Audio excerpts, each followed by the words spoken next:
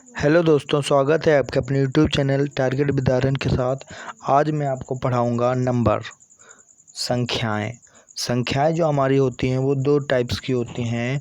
First one जो होती है वो रियल नंबर मतलब वास्तविक संख्या होती है, और दूसरी जो होती है मिश्र संख्याएं, कॉम्प्लेक्स नंबर होती है। ये हमको दो क्लास में पढ़ने को मिलती हैं। जो हमारा फर्स्ट जो होता है वास्तविक संख्याएं मतलब रियल नंबर, ये हमारे क्लास 10th में पढ़ने को मिलती हैं। जो मिश्र संख्याएं हैं, कॉम्प्लेक्स नंबर, यह हमें क्लास 11th में पढ़ने को मिलता है। इसका पूरा एक चैप्टर है हमारा। और हमारा ऐसा नहीं है कि हमको 11th में ही पढ़ने को मिले, 10th क्लास में भी थोड़ा बहुत हमें इसका नॉलेज दे दिया जाता है।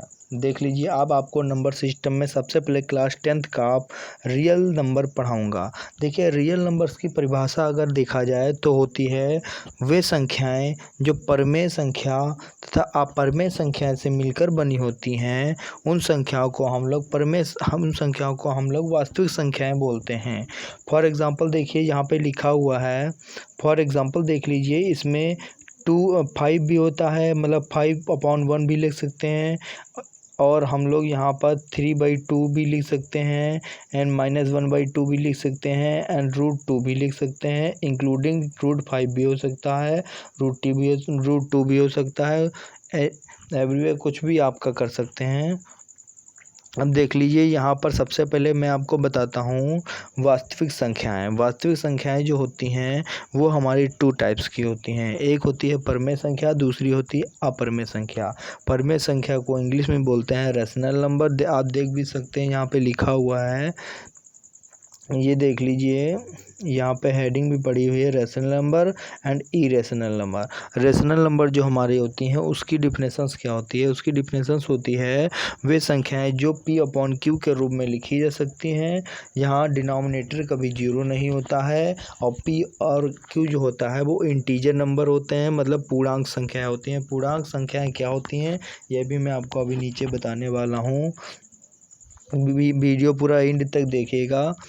यहाँ पर देख लीजिए, सबसे पहले परमेय संख्या की डिफिनेशन तो मैंने बता दी है।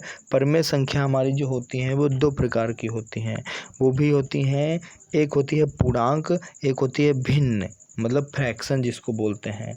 पहले मैं परमेय संख्या को ख़त्म करा दूंगा, तब इधर इसको एंड करा दूंगा, उसके बाद अपरमेय संख्या पे आऊँगा। परमेय संख्या जो होती हैं अभी बताया, पूर्णांक एंड भिन्न होती हैं। पूर्णांक संख्या हमारी होती हैं ऋणात्मक। पूर्णांक संख्या की अगर डिफिनेशन देखी जाए तो होती है वे संख्याएं जो प्लस की भी होती हैं, माइनस की भी होती हैं, और इंक्लूडिंग 0 भी होता है। उसको हम लोग पूर्णांक संख्या या इंटीजर नंबर बोलते हैं। यहाँ पे आप देख सकते हैं, यहाँ पे नेगेटिव वैल्यू लिखी हुई है, यहाँ पे न्यूट्रल मतलब शून्य लिखा हुआ है, पॉजिटिव मतलब पॉजिटिव वैल्यू, और पॉजिटिव वैल्यू मतलब धनात्मक पूर्णांक संख्या है। इसको हम लोग प्राकृतिक संख्या भी बोलते हैं। सबसे बेसिक चीज़ समझ लीजिए, अगर आप क्लास 11th में जाएंगे तो आपको ये इसके प्रतीक चिन्ह ज़रूर पता होने चाहिए। देख लीजिए, मैं आपको बता देता हूँ। यहाँ पर रेशनल नंबर जो होता है परमेय संख्या, इसको R से डिफाइन करते हैं, इसको R से प्रदर्शित करते हैं। अपरमेय सॉरी इसको Q से प्रदर्शित करते हैं, मतलब Q से डिफाइन करते हैं हम लोग हैं, Q से डिफाइन करते हैं। उसके बाद जो होता है यहाँ पे हम लोग Q से दिखा सकते हैं, एंड अपरमेय संख्या को हम लोग Q' से दिखाएंगे।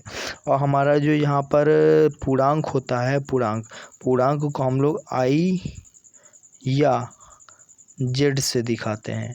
और हमारा जो ऋणात्मक पूर्णांक संख्या होती है उसको Z- या I- से दिखाते हैं।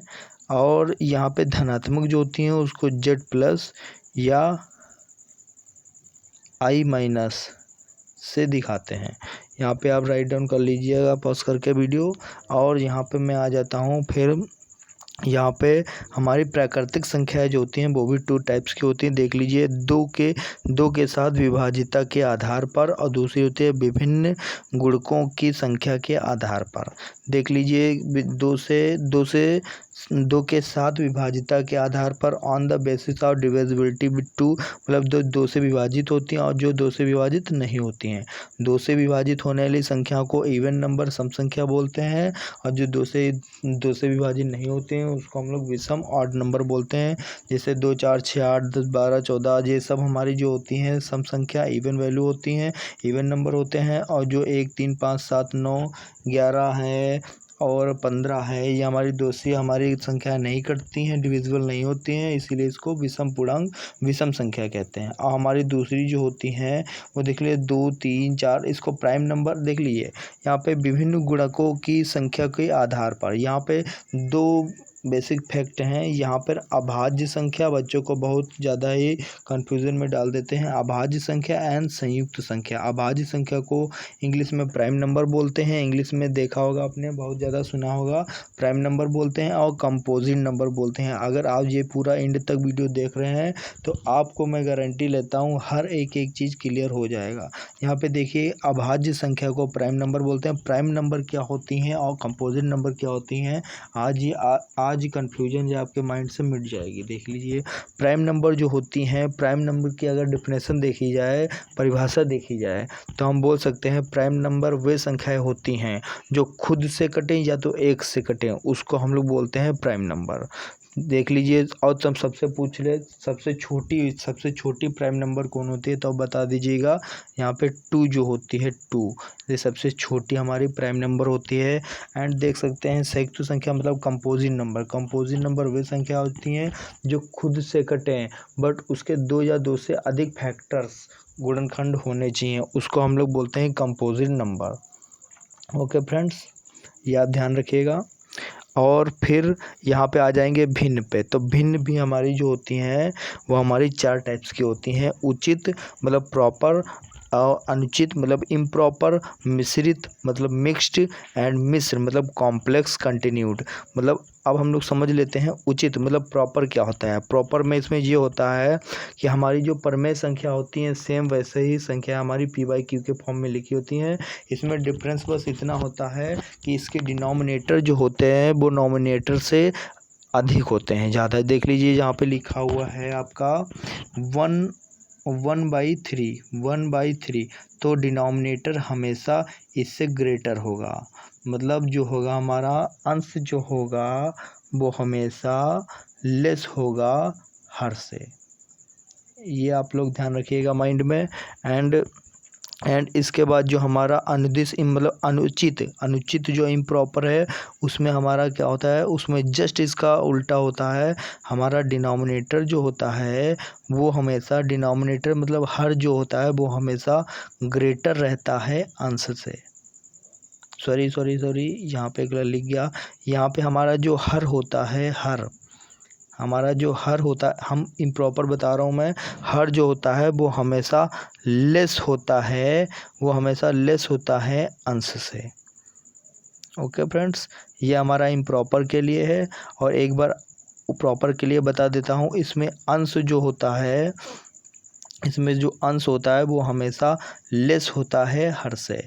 इसको बोलते हैं हम लोग प्रॉपर वैल्यू। ओके फ्रेंड्स, अब यहाँ पे देख लीजिए मिश्रित वैल्यू क्या होती है। मिश्रित वैल्यू जो हमारी होती हैं वो देख लीजिए आपने बहुत, जब आप भाग करते हैं तो भाग करते हैं, जैसे कि आप लोग भाग करा है आपने 25 को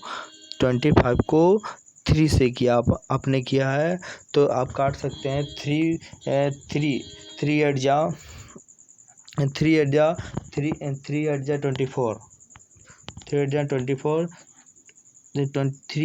24 आता हमारा है। यहाँ पर देखिए शेषफल हमारा 1 बचता है, तो हम लोग क्या लिख सकते हैं इधर 8 सही, इसको हम लोग इधर लिख लेते हैं 1/, इसको हम लोग ऊपर लिखते हैं 8 सही 1/, और यहाँ पे लिख लेते हैं 3। तो हमारा ये जो फ्रैक्शन लिखा हुआ है यही हमारा मिश्रित फ्रैक्शन है। इसको बोलते हैं हम लोग मिश्रित या मिक्स्ड फंक्शन, मिक्स्ड वैल्यू बोलते हैं, आप लोग ध्यान रखिएगा। ओके फ्रेंड्स, और यहाँ पे जो हमारा ये लिखा हुआ है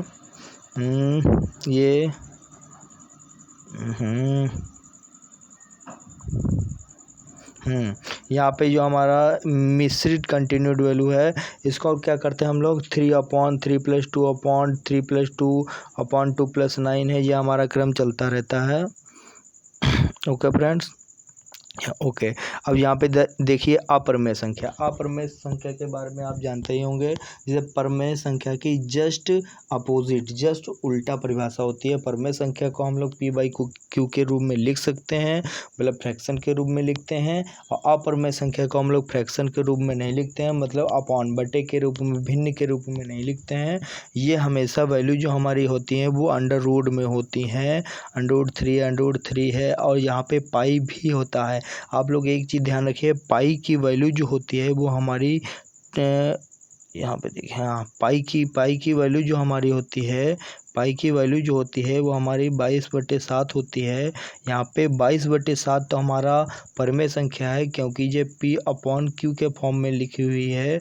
बट पाई जो होती है वो हमारी अपरमेय संख्या होती है, क्योंकि p/q के फॉर्म में नहीं लिखी होती है। और यहाँ पे एक चीज़ और आप ध्यान रखिएगा, यहाँ पे जो होता है आप देख सकते हैं, जैसे अगर आप लोग रूट के अंदर किसी ऐसी वैल्यू को लिखते हैं जो किसी ना किसी नंबर का वर्ग होता है, तो उस वैल्यू को, उस गिनती को, उस संख्या को हम लोग अपरमेय संख्या नहीं बोल सकते। फॉर एग्जांपल रूट के अंदर 16, तो 16 जो होता है वो 4 का वर्ग होता है। तो ऐसे याद रखिएगा, ऐसी कोई भी रूट में वैल्यू नहीं लिखेंगे हम लोग जो किसी भी संख्या का वर्ग होता है। अगर ऐसी वैल्यू कोई लिखी हुई है तो वो अपरमेय संख्या नहीं, वो परमेय संख्या कहलाती है। ओके फ्रेंड, ध्यान रखिएगा। अब यहाँ पे लास्ट एंड एंड टॉपिक जो बचा हुआ हमारा है वो मिश्रित संख्या है, कॉम्प्लेक्स नंबर है, जिसके एग्जाम्पल में हम लोग लिख सकते हैं 2 + 3i। कहने का मतलब हमारा ये है कि इसका बेसिक फार्मूला याद रखिए आप लोग। इसका बेसिक फार्मूला z जो होता है a + ib। इसको हम लोग z = x + iy भी लिख सकते हैं, वो आप कुछ भी लिख सकते हैं। यहाँ पर x और y, a और b की जगह पे कुछ भी रख सकते हैं। और हमारा यहाँ पर जो है z = a + ib जो था, इसमें हमारा a जो है वो रियल पार्ट है, वो हमारा क्या है, रियल पार्ट है। ओके फ्रेंड्स, और उसके बाद जो हमारा a + ib में जो ib है वो हमारा इमेजिनरी पार्ट है। अब मैं आपके लिए अलग से क्लास 11th के मैथ्स का कॉम्प्लेक्स नंबर का टॉपिक अलग से आपके लिए टॉपिक बना दूंगा, उसमें आप देख लीजिए, सब विस्तार से बता दूंगा। अभी के लिए इतना ही। धन्यवाद फ्रेंड्स।